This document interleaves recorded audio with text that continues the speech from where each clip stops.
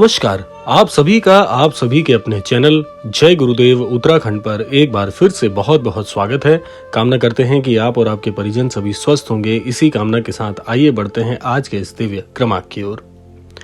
क्या आपने कभी गौर किया है कि कुछ लोगों का जीवन दिन में ठीक चलता है, पर जैसे ही रात्रि ढलती है सब कुछ विपरीत होना शुरू हो जाता है। न रिश्ते ठीक रहते हैं, न पैसा टिकता है, न मन शांत होता है। और इसका कारण कोई ग्रह नहीं, कोई टोना नहीं, बल्कि एक बहुत गहरी रात्रि की ऊर्जा है, जिसे हमारे ऋषियों ने हजारों सालों पहले समझा दिया था। तो अगर आप तक भी ऐसी समस्याएं आती हैं, आप भी ऐसी किसी परेशानी से जूझ रहे हैं, तो ये क्रमांक आपके लिए रामबाण उपाय होने वाला है। इसीलिए इस क्रमांक को बड़े ध्यान से सुनिएगा, क्योंकि क्रमांक के ठीक अंत में हम आपको बताएंगे कुछ ऐसे दिव्य रहस्य जिनको जानकर आप अपने पूरे जीवन को पूरी तरह से ठीक कर सकते हैं। तो आइए बिना देर किए हुए प्रारंभ करते हैं आज का ये दिव्य क्रमांक। आज के इस क्रमांक में हम आपको 4 ऐसी रहस्यमयी बातें बताएंगे जो अगर आपने रात्रि 9 बजे के बाद की हैं या करते आ रहे हैं तो अदृश्य संकटों का द्वार खुल जाता है। पर ध्यान रखिएगा, चौथी बात सबसे अद्भुत है और वही इस क्रमांक का असली रहस्य भी है। सबसे पहले जान लेते हैं क्यों रात्रि 9 बजे के बाद समय परिवर्तित हो जाता है और क्यों ये सावधानियां दी जाती हैं। अगर आप किसी भी धर्म ग्रंथ को पढ़ेंगे तो रात्रि के समय में विशेष सावधानी बताई जाती है। ऐसा क्यों है? समय रात्रि में क्यों विपरीत हो जाता है? इसका उत्तर छुपा है गरुड़ पुराण में, जिसमें लिखा है सूर्यास्त के बाद मनुष्य भोग का नहीं आत्मा का प्राणी बन जाता है। आयुर्वेद, वेद और योग शास्त्र बताते हैं कि रात्रि 9 के बाद शरीर की ओज शक्ति नीचे गिरने लगती है। इस समय जो भी आप करते हैं वो सीधा आपके भाग्य के संस्कारों में चला जाता है। अब ध्यान से सुनिए पहली गलती क्या होती है। अब हम बात करने जा रहे हैं क्रमबद्ध तरीके से वो 4 चीजों के विषय में जो आपको भूलवश भी रात्रि 9 के बाद करने से बचना चाहिए। पहली भूल है रात्रि 9 के बाद भारी भोजन करना। चरक संहिता कहती है रात्रि में जठर अग्नि मंद होती है, मतलब पाचन शक्ति लगभग बंद हो जाती है।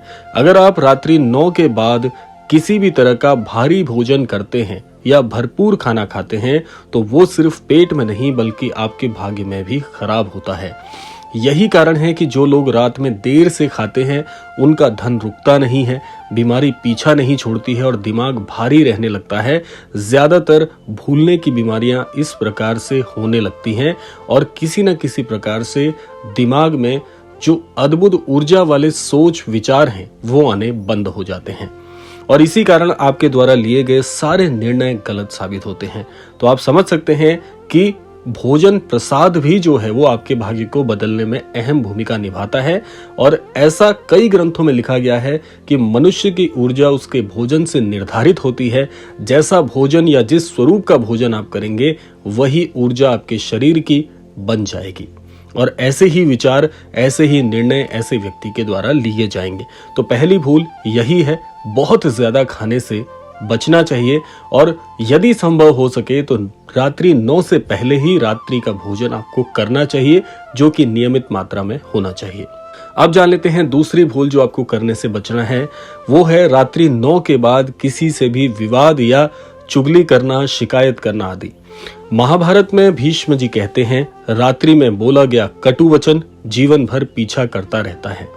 रात्रि 9 के बाद वातावरण में तमस यानी नकारात्मक ऊर्जा बढ़ती है। अगर इस समय आप किसी से विवाद करते हैं, बहस करते हैं, दंपत्ति आपस में झगड़ते हैं या किसी भी प्रकार से अभद्र शब्दों का प्रयोग करते हैं तो वो नकारात्मक ऊर्जा सीधे आपके कर्म खाते में जमा हो जाती है। इसीलिए कई लोगों का दिन अच्छा होता है पर रात्रि में किसी न किसी प्रकार से विवाद होने के चलते रिश्ते टूटने लगते हैं। अब जान लेते हैं तीसरी भूल क्या है। तीसरी भूल है रात्रि 9 के बाद डरावनी, अभद्र या नकारात्मक चीजों को देखना, सुनना या बोलना। गरुड़ पुराण में लिखा है यद भावम तद भवति, यानी जैसा सोचोगे वैसा बनोगे। रात्रि 9 के बाद मन अवचेतन हो जाता है। इस समय आप जो भी देखते हो वो सीधे आपकी आत्मा में उतरता है और एक दिव्य ग्रंथ तो यहां तक कहता है कि हर जीव का ईश्वर ने और इस प्रकृति ने समय नियत और निर्धारित किया हुआ है। जिस प्रकार से मनुष्य का जो जीवन काल है वो पहले प्रहर में, दूसरे प्रहर में चलता है, लेकिन रात्रि का जो प्रहर है वो पूरी तरह से निशाचरों का और नकारात्मक शक्तियों के लिए निर्धारित किया हुआ है। तो ऐसे में अगर आप नकारात्मक चीजें बोलेंगे, सुनेंगे या कहेंगे तो ऐसी चीजें उस नकारात्मक प्रभाव से, ऐसी शक्तियों से जुड़ जाएगी जो आपके जीवन में केवल और केवल आपको नकारात्मकता ही प्रदान करेंगे।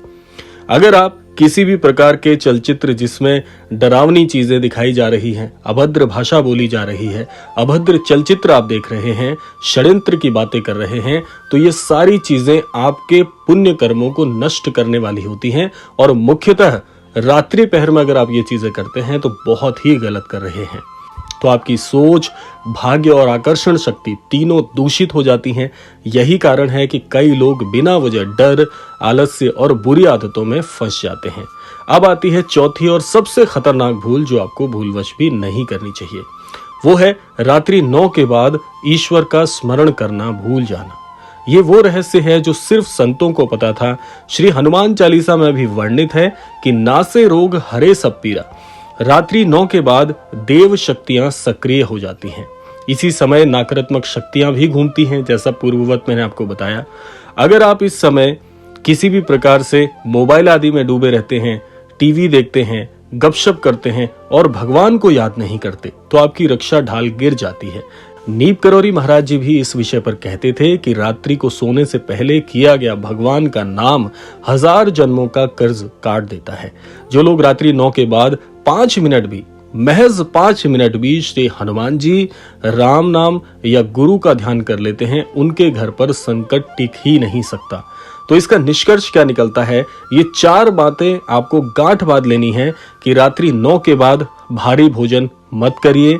दूसरा, विवाद, झगड़े, शिकायत, ईर्ष्या और निंदा बिल्कुल मत करिए। तीसरा, नकारात्मक चीजें ना देखिए, ना बोलिए, ना सुनिए।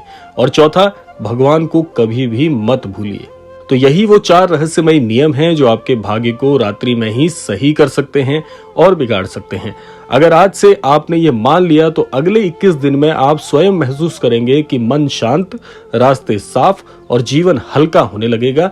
और निसंदेह जो छोटी छोटी गलतियां करके हम अपने जीवन को पूरी तरह से खराब कर रहे हैं, वो काम करने से आप बच जाएंगे और ईश्वर के करीब महसूस करेंगे। आशा करते हैं क्रमांक आप सबके लिए फलदायी होगा। इसी कामना के साथ समय आता है विदा लेने का। यही कामना करना चाहेंगे कि श्री महाराज जी सभी को सन्मति और सद्बुद्धि की प्राप्ति कराएं और इस संपूर्ण सृष्टि का, इस संपूर्ण लोक का कल्याण हो। इसी कामना के साथ विदा लेते हैं। मिलते हैं अगले क्रमांक में। तब तक के लिए जय श्री राम, जय गुरुदेव, जय उत्तराखंड।